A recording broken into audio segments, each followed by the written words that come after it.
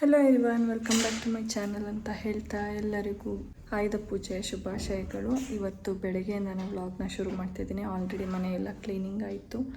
ಈಗ ನಂದು ಸ್ನಾನ ಮುಗೀತು. ಈಗ ದೇವ್ರ ಪೂಜೆಗೆಲ್ಲ ರೆಡಿ ಮಾಡಿಕೊಂಡು ನೆಕ್ಸ್ಟು ಕಾರ್ಗಳು ಮತ್ತು ವೆಹಿಕಲ್ಸ್ದೆಲ್ಲ ಪೂಜೆಗೆಲ್ಲ ರೆಡಿ ಮಾಡಬೇಕು. ಮಕ್ಕಳನ್ನೇ ತಿಳಿಸ್ಬೇಕು.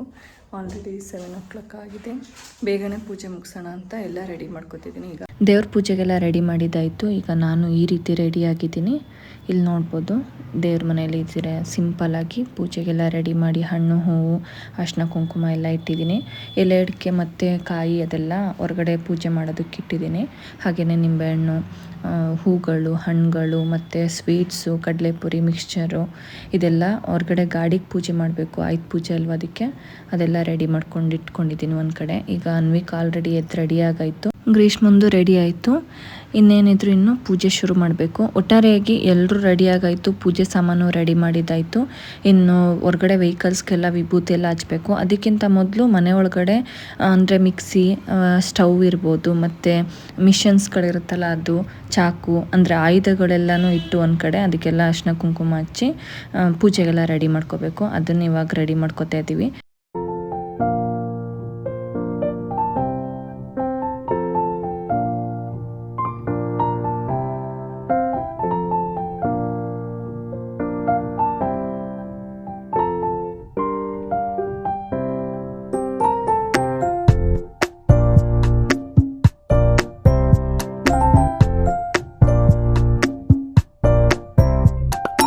ಮನೇಲಿರೋ ಆಯುಧಗಳಿಗೆಲ್ಲದಕ್ಕೂ ಅರಿಶಿನ ಕುಂಕುಮ ಎಲ್ಲ ಹಚ್ಚಾಯಿತು. ಅದಾದಮೇಲೆ ದೊರೆಯವರು ಬಿಸ್ನೆಸ್ ಬೋರ್ಡ್ಗೆ ಈ ಥರ ಬಾಳೆಕಮ್ಮ ಮತ್ತು ಹೂವನ್ನ ಎಲ್ಲ ಹಾಕಿದ್ರು.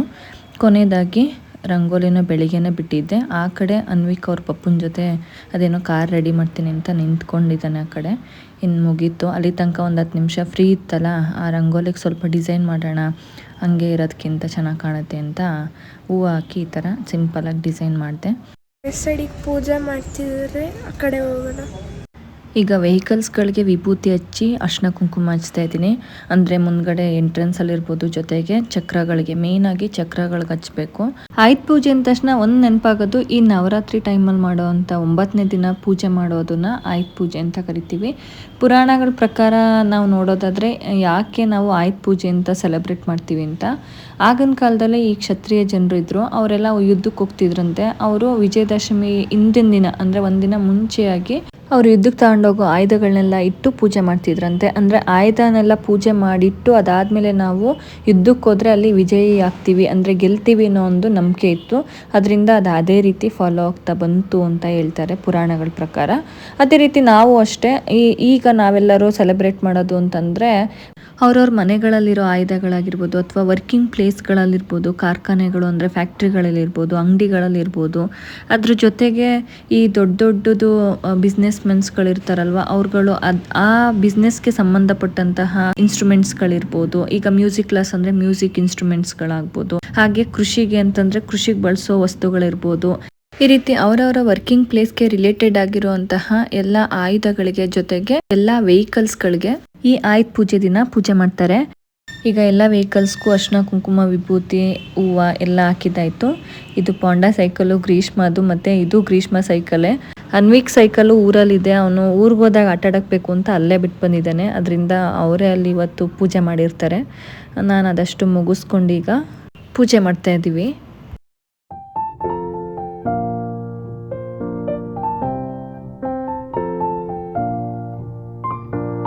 ಮನೆಯೆಲ್ಲ ದೀಪ ಹಚ್ಚಿ ಪೂಜೆ ಮುಗಿಸ್ಕೊಂಡೀಗ ವೆಹಿಕಲ್ಸ್ ಪೂಜೆ ಮಾಡೋದಕ್ಕೆ ಬಂದಿದ್ದೀವಿ.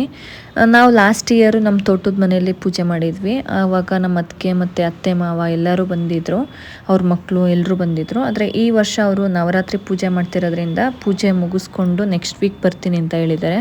ಅದರಿಂದ ಸಿಂಪಲ್ಲಾಗಿ ನಮ್ಮ ಮನೆ ಹತ್ರನೇ ಈ ಸಲ ಆಯುಧ ಪೂಜೆ ಸೆಲೆಬ್ರೇಷನ್ನ ಮಾಡ್ತಾಯಿದ್ದೀವಿ. ನಾವು ನಮ್ಮ ಮನೇಲಿದ್ದಾಗ ಅಂದರೆ ನಮ್ಮ ಅಮ್ಮನ ಮನೇಲಿದ್ದಾಗ ಆಯುಧ ಪೂಜೆ ಯಾವ ರೀತಿ ಸೆಲೆಬ್ರೇಟ್ ಮಾಡ್ತಿದ್ದೀವಿ ಅಂದರೆ, ಅಮ್ಮ ತಿಂಡಿ ಅಡುಗೆ ಎಲ್ಲ ಅವರೇ ಮಾಡೋರು, ನಾವು ಪೂಜೆಗೆಲ್ಲ ರೆಡಿ ಮಾಡಿಕೊಡೋವು.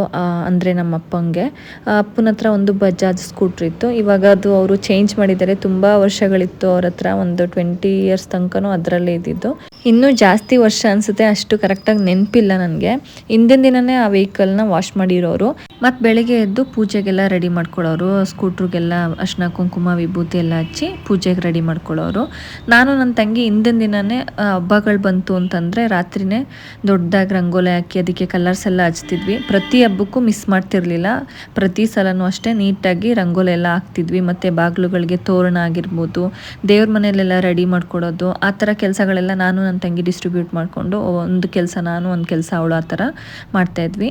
ಅಕ್ಕಂದ್ರಿದ್ದಾಗ ಅವ್ರು ಮಾಡ್ತಾಯಿದ್ರು, ನಾವಿನ್ನೂ ಚಿಕ್ಕವರಿದ್ವಿ. ಅವ್ರ ಮದುವೆ ಆಗಿ ಹೋದ್ಮೇಲೆ ನಾನು ಮತ್ತು ನನ್ನ ತಂಗಿ ಇಬ್ಬರು ಮಾಡ್ತಾಯಿದ್ವಿ. ಈಗ ನಮ್ಮ 4 ಜನಕ್ಕೂ ಮದುವೆ ಆಗಿ ನಮ್ಮ ಹಸ್ಬೆಂಡ್ ಮನೇಲಿ ನಾವು ಆಯುಧ ಪೂಜೆ ಮಾಡೋದ್ರಿಂದ ಊರಲ್ಲಿ ಅಪ್ಪ ಅಮ್ಮ ಇಬ್ಬರೇ ಸಿಂಪಲ್ಲಾಗಿ ಆಯುಧ ಪೂಜೆ ಸೆಲೆಬ್ರೇಷನ್ನ ಮಾಡ್ತಾ ಇದ್ದಾರೆ. ಅದಕ್ಕೋಸ್ಕರನೇ ಅಕ್ಕ ಅಣ್ಣಂಗೆ ಅಂದರೆ ನಮ್ಮ ಅಪ್ಪ ಅಮ್ಮನ ಅಕ್ಕ ಅಣ್ಣ ಅಂತ ಕರೆಯೋದು. ಅವ್ರನ್ನ ಇವತ್ತು ನಮ್ಮ ಮನೆಗೆ ಬನ್ನಿ ಅಂತ ಹೇಳಿದ್ದೀನಿ, ಅದಕ್ಕೆ ಪೂಜೆ ಮುಗಿಸ್ಕೊಂಡು ಬರ್ತೀನಿ ಅಂತ ಹೇಳಿದ್ದಾರೆ.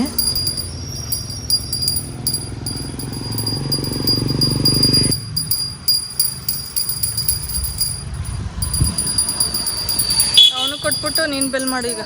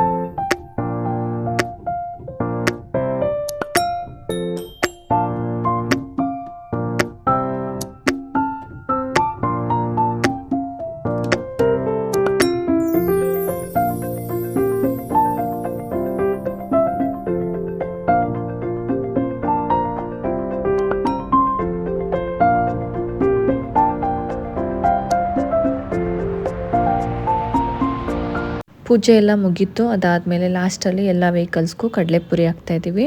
ಕೆಲವೊಬ್ಬರು ಕೋಳಿ ಕಟ್ ಮಾಡ್ತಾರೆ ಈ ಹಬ್ಬಕ್ಕೆ, ಆದರೆ ನಾವು ಕೋಳಿ ಎಲ್ಲ ಏನು ಕಟ್ ಮಾಡಲ್ಲ, ನಾನ್ ವೆಜ್ ಅಡುಗೆ ಮಾಡ್ತೀವಿ.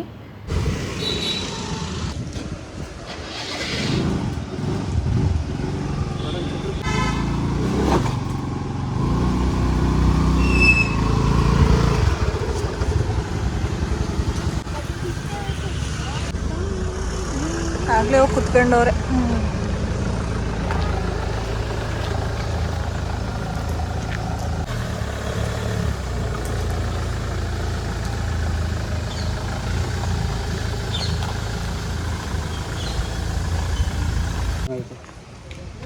ಮತ್ತೆ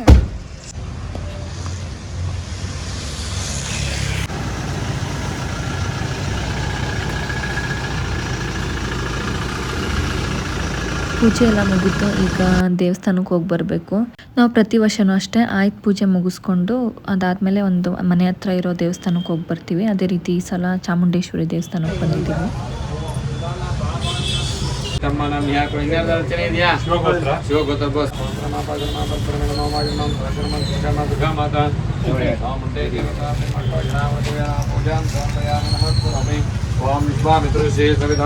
ಪೂಜೆ ಮುಗಿಸ್ಕೊಂಡು ಮನೆಗೆ ಬಂದ್ವಿ. ಏನೋ ಒಂದು ರೀತಿ ಸಮಾಧಾನ ಅಥವಾ ಸ್ಯಾಟಿಸ್ಫ್ಯಾಕ್ಷನ್ ಅಂತಾರಲ್ಲ, ಆ ರೀತಿ ಪೂಜೆ ಮುಗಿಸ್ಕೊಂಡು ಬಂದಮೇಲೆ ದೇವಸ್ಥಾನದಿಂದ ಅಷ್ಟರಲ್ಲಿ ಅಪ್ಪ ಅಮ್ಮನೂ ಬಂದರು ಮನೆಗೆ. ಇವಾಗ ತಿಂಡಿಗೆ ಪ್ರಿಪೇರ್ ಮಾಡಬೇಕು. ತಿಂಡಿ ಬದಲು ಅಡುಗೆನೇ ಪ್ರಿಪೇರ್ ಮಾಡಿಬಿಡೋಣ ಅಂತ ಅನ್ಕೋತಾ ಇದ್ದೀನಿ. ಏಕೆಂದರೆ ತಿಂಡಿ ಮಾಡಿ ಮತ್ತೆ ಬೆಳಿಗ್ಗೆನೇ ಬೇಗ ಎದ್ದಿರೋದ್ರಿಂದ ಫುಲ್ ಟಯರ್ಡ್ ಆಗಿರ್ತೀವಿ. ಅದಾದಮೇಲೆ ಮತ್ತೆ ಅಡುಗೆ ಮನೆಗೆ ಬರೋದಕ್ಕೆ ಬೇಜಾರು ಅನಿಸುತ್ತೆ. ಅದ್ರ ಬದಲು ಒಟ್ಟಿಗೆ ಅಡುಗೆ ಮಾಡಿಟ್ಬಿಟ್ರೆ ಇನ್ನು ಸಂಜೆ ತನಕ ಅಡುಗೆ ಮಾಡೋ ಕೆಲಸ ಇರಲ್ಲ. ಅದಕ್ಕೋಸ್ಕರ ಈಗಲೇ ನಾನ್ ವೆಜ್ ಅಡುಗೆನೇ ಮಾಡಿಬಿಡೋಣ ಅಂತ ಅಡುಗೆಗೆ ಪ್ರಿಪೇರ್ ಮಾಡ್ತಾ ಇದ್ದೀನಿ. ಅಮ್ಮ ಇಲ್ಲಿ ಎಲ್ಲ ಸೊಪ್ಪುಗಳನ್ನು ಸಪ್ರೇಟ್ ಮಾಡಿ ಕ್ಲೀನ್ ಮಾಡಿಕೊಡ್ತಾ ಇದ್ದಾರೆ. ಜೊತೆಗೆ ಇಲ್ಲಿ ನಾನು ಅಡುಗೆಗೆ ಏನೇನು ಬೇಕು ಮಸಾಲೆಗಳೆಲ್ಲನೂ ಫ್ರೈ ಮಾಡಿಟ್ಟಿದ್ದೀನಿ, ರುಬ್ಕೋಬೇಕಿದು. ಇದು ಮಟನ್ ಸಾಂಬಾರ್ಗೆ ಮಟನ್ ಬೇಯೋಕೆ ಇಟ್ಟಿದ್ದೀನಿ. ಜೊತೆಗೆ ಗೀ ರೈಸ್ ಮಾಡೋಣ ಅಂತ ಅದಕ್ಕೇನೇನು ಬೇಕು ಅದೆಲ್ಲ ರೆಡಿ ಮಾಡಿಟ್ಟಿದ್ದೀನಿ. ಸ್ಪೆಷಲಾಗಿ ಗೀ ರೈಸ್ ಮಾಡ್ತೀನಿ, ಯಾವ ಥರ ಅಂತ ನೋಡೋಣ ಬನ್ನಿ. ಮೊದಲನೇದಾಗಿ ಒಂದು ಕಡಾಯಿ ಅಥವಾ ಒಂದು ಪಾತ್ರೆಗೆ ಎಣ್ಣೆ ಮತ್ತು ತುಪ್ಪ ಎರಡನ್ನೂ ಹಾಕಿದ್ದೀನಿ. ಜಾಸ್ತಿ ಕ್ವಾಂಟಿಟಿಯಲ್ಲಿ ತುಪ್ಪ ಇರಬೇಕು, ಗೀ ರೈಸ್ ಆಗಿರೋದ್ರಿಂದ. ಅದಕ್ಕೆ ಮಸಾಲೆ ಪದಾರ್ಥಗಳು ಅಂತಂದರೆ ಚಕ್ಕೆ, ಲವಂಗ, ಸೋಂಪು, ಏಲಕ್ಕಿ, ಸ್ಟಾರ್ ಹೂವು ಮತ್ತು ಪಲಾವ್ ಎಲೆ ಅದೆಲ್ಲನೂ ಹಾಕಿದ್ದೀನಿ ಒಗ್ಗರಣೆಗೆ. ಅದು ಹಸಿ ವಾಸನೆ ಹೋದ್ಮೇಲೆ ಅದಕ್ಕೇ ಗೋಡಂಬಿ ಸ್ವಲ್ಪ, ಅದಾದಮೇಲೆ ಹಸಿಮೆಣ್ಸಿಕಾಯಿ ಹಾಕ್ಕೊಂಡು ಫ್ರೈ ಮಾಡ್ಕೋಬೇಕು. ಅದಾದಮೇಲೆ ಮೀಡಿಯಮ್ ಕಟ್ ಮಾಡಿರೋ ಅಂಥ ಒಂದು 2 ರಿಂದ 3 ಈರುಳ್ಳಿನ ಹಾಕ್ಕೊಂಡು ಫ್ರೈ ಮಾಡಬೇಕು. ಅದು ಗೋಲ್ಡನ್ ಬ್ರೌನ್ ತನಕ ಫ್ರೈ ಆದಮೇಲೆ ಎಣ್ಣೆಯಲ್ಲಿ ಹಸಿ ವಾಸನೆ ಹೋದ್ಮೇಲೆ ಅದಕ್ಕೆ ಶುಂಠಿ ಬೆಳ್ಳುಳ್ಳಿ ಪೇಸ್ಟು 1.5 ರಿಂದ 2 ಸ್ಪೂನಷ್ಟು ಶುಂಠಿ ಬೆಳ್ಳುಳ್ಳಿ ಪೇಸ್ಟ್ನ ಹಾಕ್ಕೊಂಡು ಅದನ್ನು ಚೆನ್ನಾಗಿ ಎಣ್ಣೆಯಲ್ಲಿ ಫ್ರೈ ಮಾಡ್ತಾಯಿದ್ದೀನಿ. ಅಂದರೆ ಹಸಿ ವಾಸನೆ ಎಲ್ಲ ಹೋಗಬೇಕು. ಅದಾದಮೇಲೆ ಒಂದು ಮೀಡಿಯಮ್ ಸೈಜ್ ಟೊಮ್ಯಾಟೋನ ಹಾಕಿದ್ದೀನಿ. ಕಾಮನಾಗಿ ಗೀ ರೈಸ್ ಮಾಡಿದಾಗ ಟೊಮ್ಯಾಟೊ ಎಲ್ಲ ಆ್ಯಡ್ ಮಾಡಲ್ಲ, ಅದಕ್ಕೆ ನಾನು ಹೇಳಿದ್ದು ಸ್ಪೆಷಲ್ ಗೀ ರೈಸ್ ಅಂತ. ಏಕೆಂದರೆ ಇದಕ್ಕೇ ಸ್ವಲ್ಪ ಮಸಾಲೆ ಟಚ್ನ ಕೊಟ್ಟರೆ ಗೀ ರೈಸ್ ಜೊತೆಗೆ ಮಸಾಲೆ ಗೀ ರೈಸ್ ಅಂತಲೇ ರೆಡಿ ಆಗುತ್ತೆ. ತುಂಬಾ ಟೇಸ್ಟಿಯಾಗಿರುತ್ತೆ. ಈ ಕಡೆ ಪಲಾವ್ ಥರನೂ ಇರುತ್ತೆ, ಈ ಕಡೆ ಗೀ ರೈಸ್ ಥರನೂ ಇರುತ್ತೆ. ಎರಡು ಮಿಕ್ಸ್ ಆಗಿ ಈಗ ಮಸಾಲೆ ಗೀ ರೈಸ್ ಅಂತ ಹೊಸದಾಗಿ ಹೇಳ್ಬೋದು ಇದನ್ನು. ಈಗ ಅದು ಚೆನ್ನಾಗಿ ಫ್ರೈ ಆದಮೇಲೆ ಕೊತ್ತಂಬರಿ ಸೊಪ್ಪು ಮತ್ತು ಪುದೀನ ಸೊಪ್ಪು ಎರಡನ್ನೂ ಸಣ್ಣದಾಗಿ ಹೆಚ್ಕೊಂಡು ಅದನ್ನು ಹಾಕಬೇಕು. ಅದೆಲ್ಲ ಚೆನ್ನಾಗಿ ಮಿಕ್ಸ್ ಆದಮೇಲೆ ತೊಳೆದಿಟ್ಟಿರೋವಂಥ ಅಕ್ಕಿನ ಹಾಕ್ತಾಯಿದ್ದೀನಿ. ಈಗ ಹಾಕಿರೋವಂಥ ಅಕ್ಕಿನ ಮಸಾಲೆ ಜೊತೆ ಚೆನ್ನಾಗಿ ಮಿಕ್ಸ್ ಮಾಡ್ತಾ ಎಣ್ಣೆಯಲ್ಲಿ 1 ರಿಂದ 2 ನಿಮಿಷದಷ್ಟು ಫ್ರೈ ಮಾಡ್ಕೋಬೇಕು. ಈಗ ನಾವು ಎಷ್ಟು ಅಕ್ಕಿನ ಹಾಕಿರ್ತೀವಿ ಅದ್ರ 2ರಷ್ಟು ನೀರನ್ನು ಸೇರಿಸಿ ಅದಕ್ಕೆ ರುಚಿಗೆ ಎಷ್ಟು ಬೇಕೋ ಅಷ್ಟು ಉಪ್ಪನ್ನು ಹಾಕಿ 1 ವಿಷಲ್ ಬರ್ಸಿದ್ರೆ ಮಸಾಲೆ ಗೀ ರೈಸ್ ರೆಡಿ.